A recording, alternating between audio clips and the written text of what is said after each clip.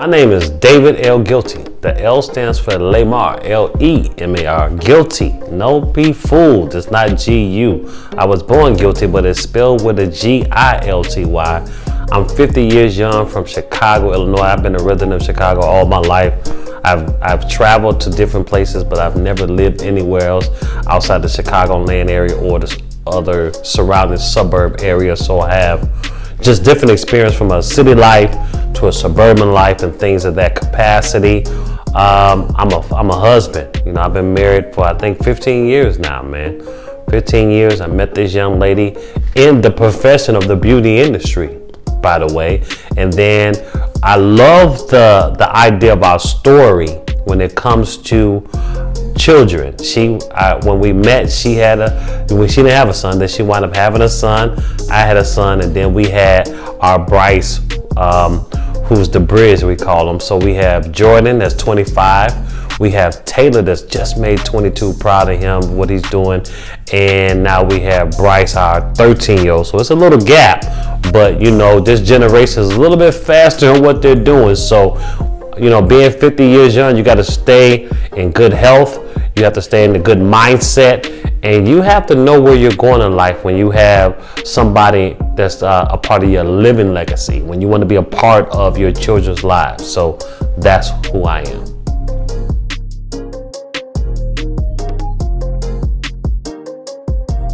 My mom, she was a young lady that was married 4 times, man. So I learned a lot from my mom. I learned a lot from women.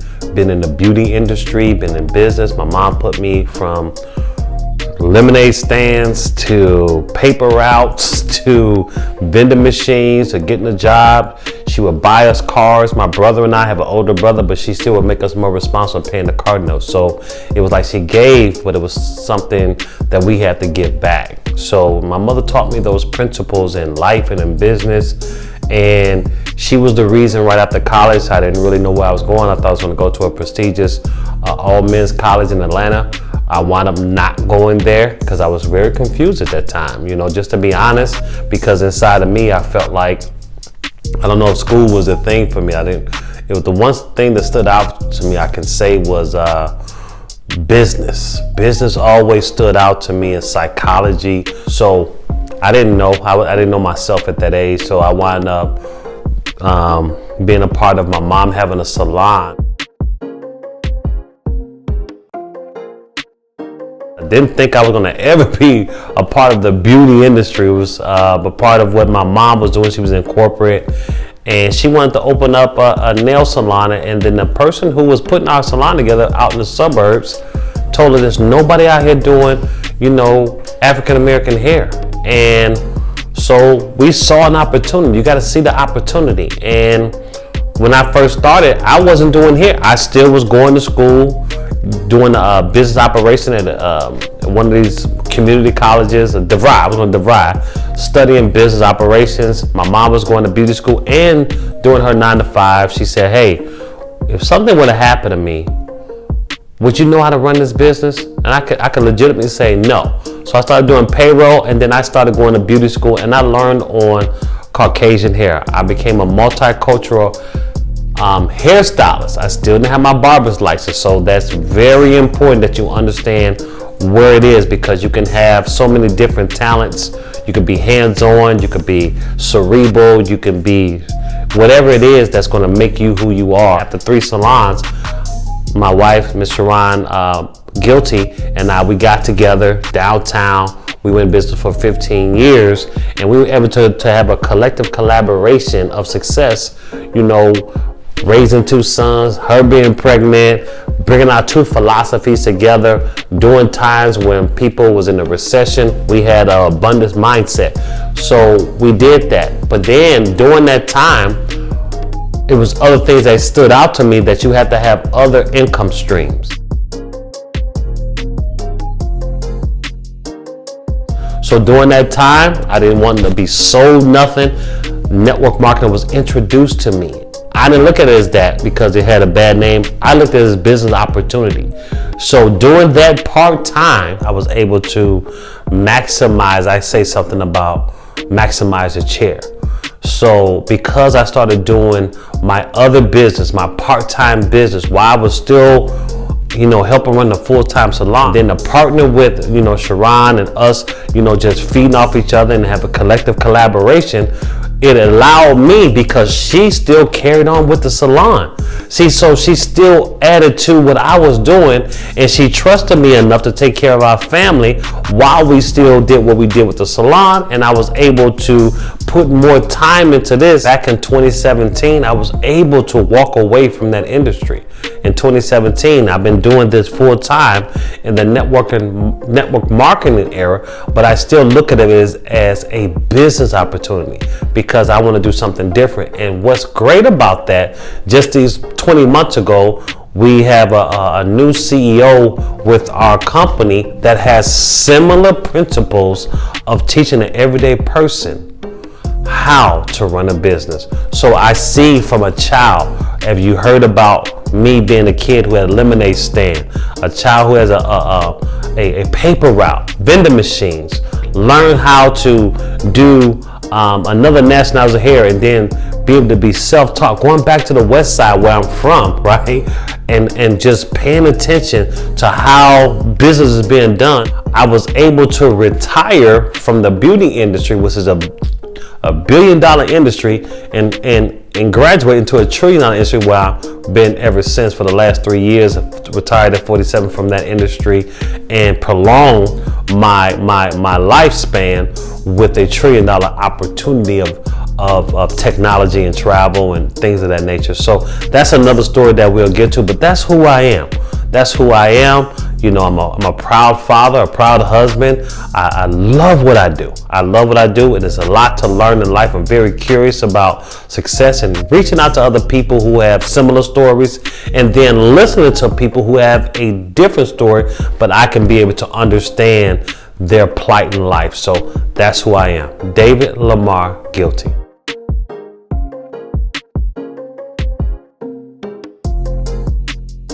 It makes me very excited because, first of all, I was born January 22nd, 1970. So let's forget about the 1970 for a minute. Excuse me. The 2020 is leading up to 2021, which is my ideal number, 122. But you have to go through this process. So I'm watching the world grow through a pandemic. Some people are going to have different mindset where they want to survive, but I want to thrive. I'm excited and I'm very curious about how people think, but I'm also more curious about who's finding solutions in every industry so that people can plug into whatever they want and whatever they choose to thrive during these times. So I want to be a part of that process. I know every time something happens in our society, back in the day when big things, the Great Depression, everything that's happened, politics gets involved. I don't go through the ebbs and flows of that in my time span.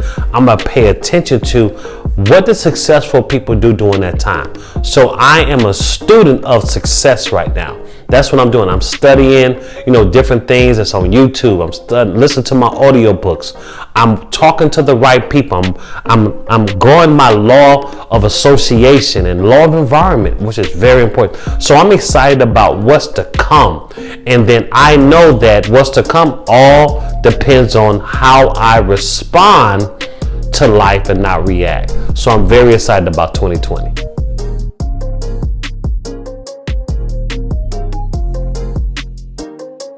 Mindset is everything. It's how you think. What is your master thought every morning? It's certain times that you have to talk yourself just out of getting out of bed. And that's what I'm understanding with people. Your environment, your association can really can be the conduit of what you do when your feet touch the ground. And it starts with your mindset. What are you thinking on the way to bed? What is in your subconscious mind? Those are your master thoughts. What's going to allow you to get up with a rejuvenated spirit, or you got to press through on that day to just get past that moment and know that you're going to be all right. So you got to start with your mind first. That's why I love the mind. Everything a person that hasn't walked, been into accidents, the remarkable stories of people been in accidents and couldn't walk. It started with their mind. They had to think, they had to think, they had to think. Now it does do some hard work to come behind it, but it all starts in your mind.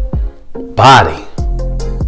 When I think about the body, I think about, do you really appreciate what you have with your body? Some people may look at themselves in the mirror and not appreciate it. Some people may wish they had somebody else. They're looking on all of these grams and the books and the things that you see in your sight that make you doubt your body. But so instead of looking at what you don't have, you have to focus on the body of work that you do have. Focus on what you have. What can you do to add to your current body situation so you can get the ideal mindset of what you want? You have to think yourself as that perfect body in motion, to go along with the other entities of life. But when you think about the body, what foods can you consume versus what other people can't? You're looking at commercials. Wish you can eat certain things that you're watching your friends and family, your children sometimes eat, and you may have to sacrifice because you may eat it and it doesn't do good for your body, which causes other things to transpire in different aspects of your life. So the body is so important. You only get one. You only get one in your lifetime. So the body is where it is.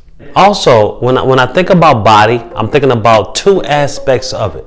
The body, your physical form, what you have to do to appreciate so you can feel good about what you're doing during that day. You're not going to always feel that good. So sometimes you may have to do a quick exercise just to get your body right for the moment. But then it's the body of work. Are you really utilizing, maximizing the skill set that the Creator has given you and maximizing those gifts and talents? That's the body of work. What can you give back to the universe? What can you give back to the marketplace? What can you give back to your living legacy? That's what the body is all about. So it's two different entities when I talk about the body, your physical form and your spiritual form of what you want to do. The body work that's in action. See, that's action when I talk about the body of work. What would you do with what you have and what you've been blessed with to give back to the marketplace? The soul is everything that transpires. The soul is what your everything is all about. Your soul is dependent upon you being connected to self. What does those instincts, those internal collaborations that sometimes we look past, what is your soul expression? What is it? It's going to feed everything. Everything matters in the deposit. You deposit everything for your mind, the works of the body, into your soul. And so it's like your bank account of life. What will you deposit into your soul? And what will come from your soul if you give back to the marketplace? That's what I think about the soul, the mind, the body, and the soul of who you are. I want to talk to you about legacy and a living legacy. And the difference between, and just my opinion, it's just David Gilty's opinion, L that is. Now, when you talk about a legacy, so many people from our past, if you're a historian, have did all these reports and looked at people who have come before you and what they've left to their families.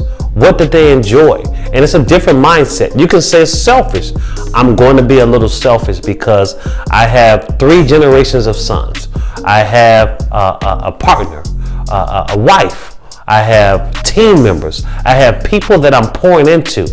And is it a little bit selfish that I get a chance to see the fruits of them living in their essence of life, what we've worked on, what we collaborated with, to watch my son play basketball? That's what I mean by living legacy. So many people think they have to leave a monetary means so that their family's together, leave an insurance claim. But what about the knowledge about money? What about the knowledge of self? Did they really enjoy the percentages of what you gave them during the time that you have? So many people say, well, I gotta give more time. You could be home with your family, and because you're not your higher self or more percentage of yourself because you're masking, then they really don't see the true you. That's what living legacy means to me. What percentage of closer to me becoming the true David L. Gilty, that I'm impacting people like you every day and giving back to the marketplace and to my family, and then I get a chance to watch it as I continue in action. A living legacy, that means I'm still in action to watch you and myself see the fruits of our hard work. That's what a living legacy means to me. I don't want an insurance claim. I don't want to be like some of the leaders from the past. I bless them, I think about them. But would you want to switch places with some of our historians, with some of the people that gave their life even though they didn't choose it, and people are celebrating them now? You can celebrate me later, but I want to be a part of the happiness and the soul fulfillment of my living legacy. I want you to plug into this channel. Born Gilty too. You know, that David L. Gilty is representing, but Born Gilty too, that's going to talk authentically about mind, body, soul, and living legacy. And I'm going to come from my heart. I'm going to do some different things. You might see me working out. You might see me talk about an audio book. You might see me talk about different subjects in life that's going to tap into somebody. Just pose the question of why, how, when, why. There's so many aspects that I want to just be free and about, and I'm going to welcome you to join in, welcome you to share it. And if it resounds in your mind, body, soul, and you want that living legacy, then we have a collaboration. So I thank all of you for just chiming in today, taking out the time and just listening to my words. And I'm going to do my part so I can fulfill the living legacy of David L. Gilty. And you will hear it all from Born Gilty.